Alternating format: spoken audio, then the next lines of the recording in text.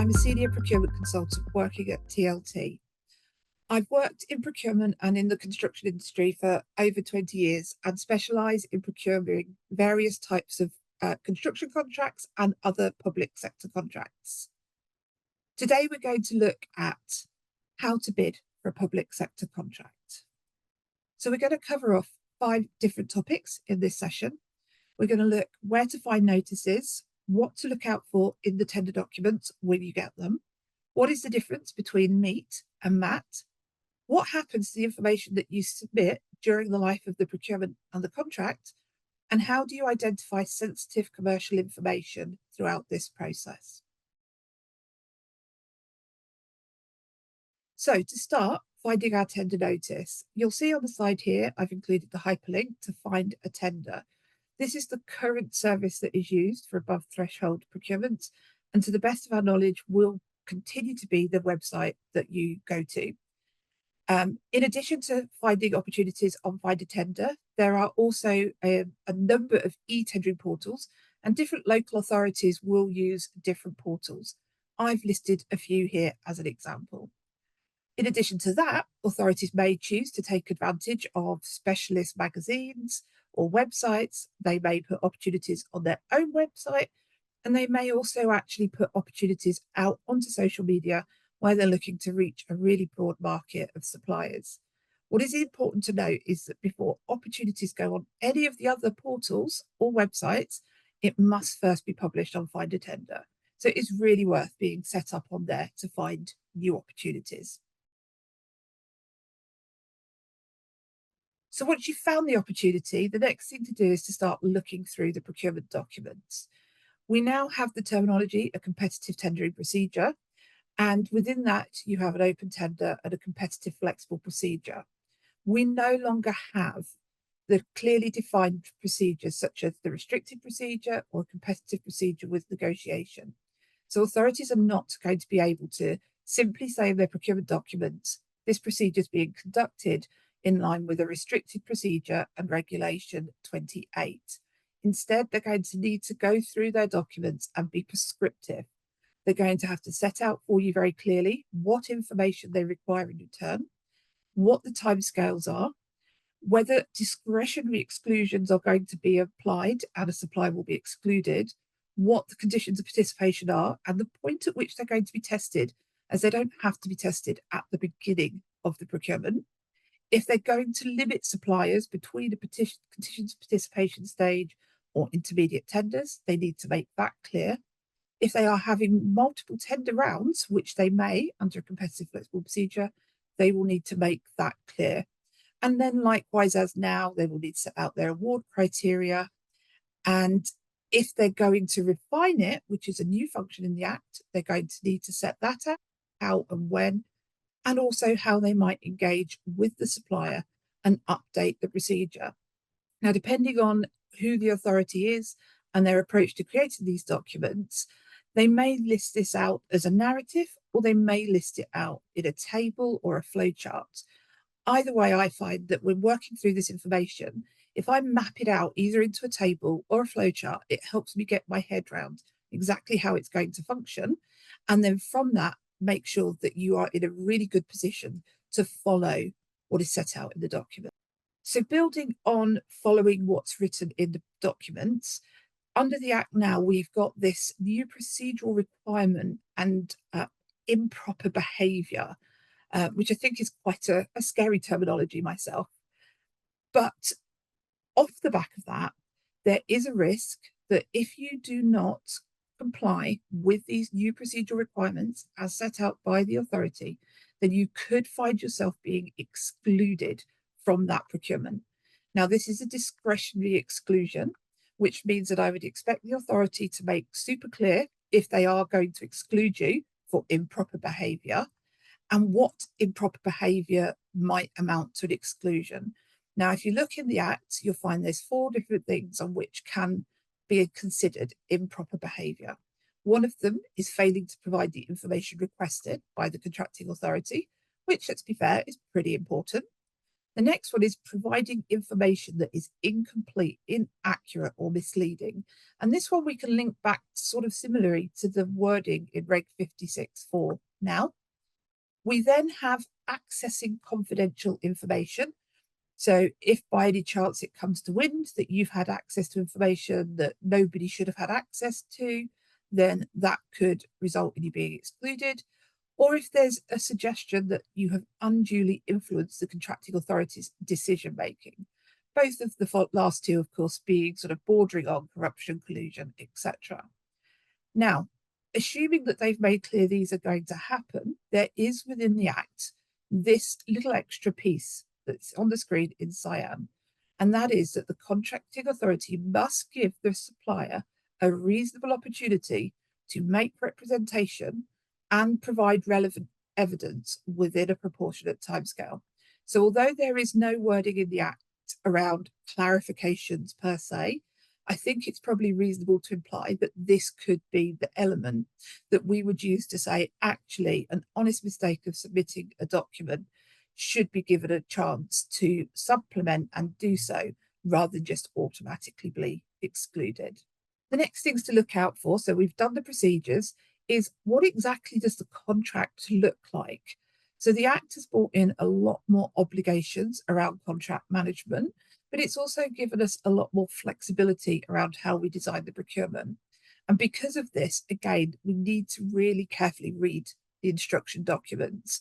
Depending on the nature of the contract, it may be split out into a mobilisation phase, design, initial contract, extensions, and potentially related contracts, depending on the nature of what's being procured. And so all of this needs to be really clearly set out in the procurement documents. We need to know that it's an option, that they're going to do it, the timings, the potential values, the scope of each of them. Because once that's all been set out and the bid has gone through, and assuming you are the successful supplier, and we move into contract management, the Act now brings in a lot of rules around how we manage our contracts and how, more importantly, we report on them.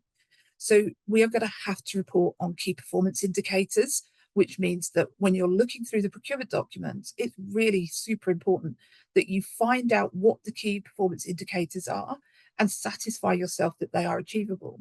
Because if you go into the contract thinking that they are, or having not even noticed them, and then it proves that actually they're rather onerous, and then you fail to deliver, you could find yourself with a poor performance notice. And poor performance is a chance at which you could then be excluded from other public sector procurements.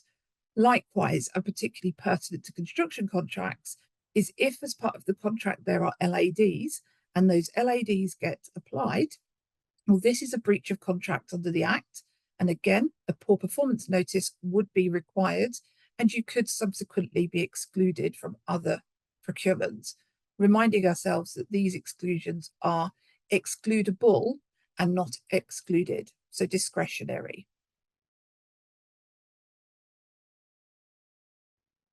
The next thing to go searching for is to look for MAT. So we've done away with meet and we've moved over to MAT. And they've literally just crossed out the economically. That said, the economically hasn't disappeared. It now sits within the definition of the subject matter of the contract. And you can see there at the bottom of the slide, I've included that definition for you. The other things that have changed is we've now got this clear requirement that these most advantageous tender requirements need to relate to the subject matter of the contract, which is now, and then they need to be sufficiently clear, measurable, and specific. So this is the extra bit that's come in. They mustn't break the rules on technical specification. Well, they weren't allowed to do that under the regulations. But the other piece that perhaps is important to note is they have to be proportionate. So if the contract is only just £6 million, so it's only just a public contract, I wouldn't expect to see hundreds of questions in the tender documents. Whereas if the contract's worth 50 or 60 million, then naturally there's going to be a lot more things that the client might wish to test. And so it would be reasonable to see multiple questions.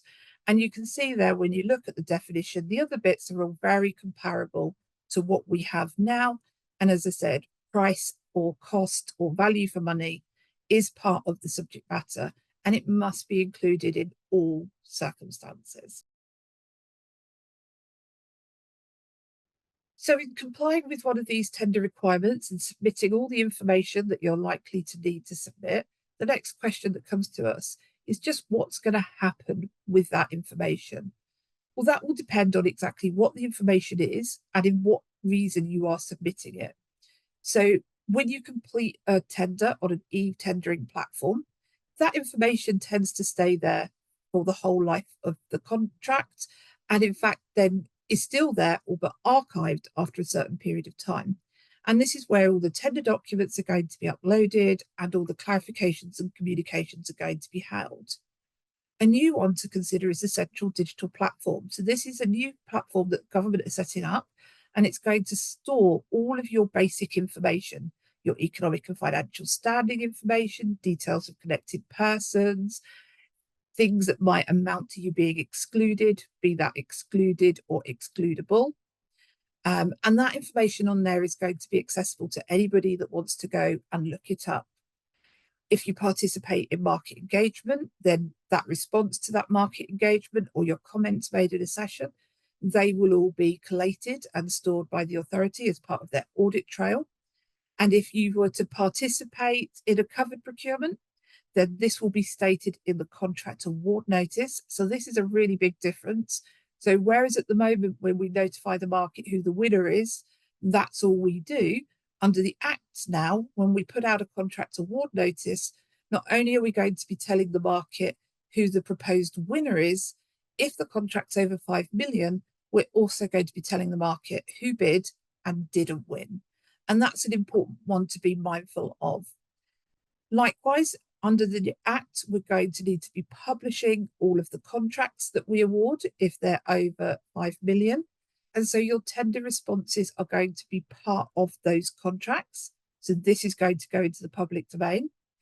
We're then going to, as authorities, need to keep records. So in the Act, we're replacing the Reg 84 report with the record keeping Section 98 requirement. That is all going to be kept. And then where a supplier has been excluded under procurement, they will be entered onto a debarment register. And again, that can be searched by anybody that's interested. And all of this information, once it's being held by a local authority or a central government body, can be asked for under FOIA. So it's really important to understand what this information is. And from there, how do you potentially protect yourself?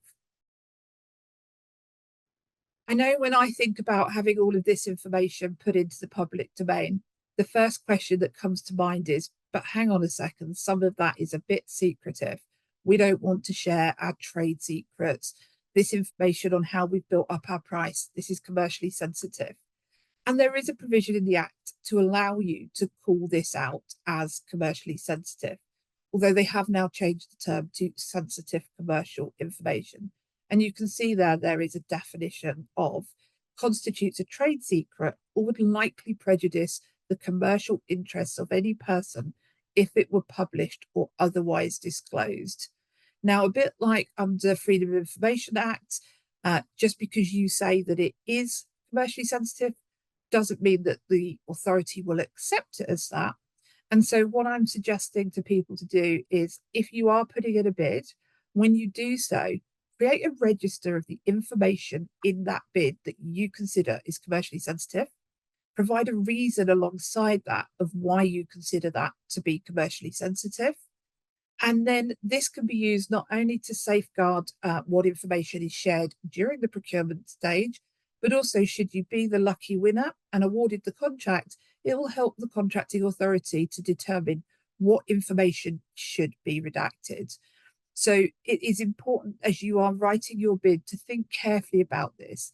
If you just try to say our whole bid is commercially sensitive, you will likely be unsuccessful with the contracting authority. So really think hard about which bits are, because if there's a genuine reason and you've spelled that out, there's a higher chance that that information will be protected. So thank you very much for listening to this bite-sized session today. If you do have any questions, do not hesitate to contact myself, or any of my esteemed colleagues. Just a quick final one to plug our new Procuring 360 initiative, which is TLT support packages for both contracting authorities and public sector suppliers in terms of getting ready for the Procurement Act. We are able to offer a wide range of support, not just legal, but technical, consultancy, and practical support. So do check our website or contact a member of the team if you require any further support in getting ready for the Procurement Act. Thank you.